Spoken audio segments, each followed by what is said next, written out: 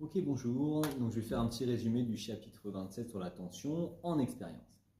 Donc ici, qu'est-ce qu'on a? On a un circuit en dérivation. On peut voir ici que les deux lampes sont branchées dans deux boucles différentes. Une première boucle avec la première lampe et une deuxième boucle, comme ça, avec la deuxième lampe.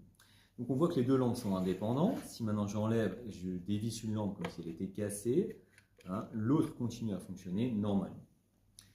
Ok, alors prenons l'idée est de voir qu'est-ce que c'est que la tension et comment elle se répartit dans un circuit. Donc la tension, comment on la mesure avec ça? Avec un voltmètre. Ici, en mode voltmètre, c'est V et COM qu'on utilise.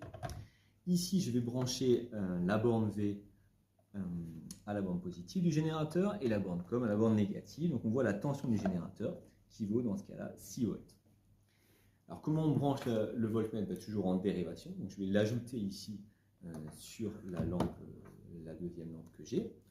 Donc en l'occurrence, je vais enlever ces câbles et je vais juste le mettre en dessous. Voilà. Pareil, ici je vais le mettre en dessous, mais on pourrait le mettre au-dessus, ça n'a aucun, ça ne joue pas l'endroit où est le fil.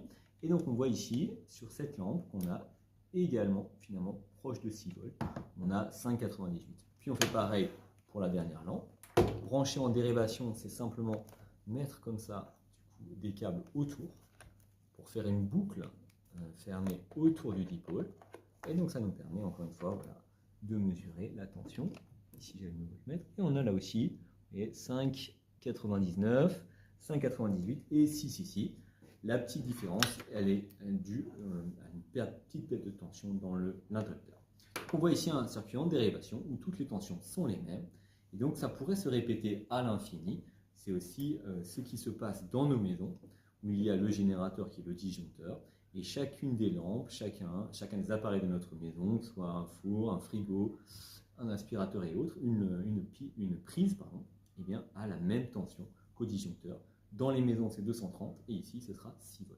Donc ça, c'est en dérivation.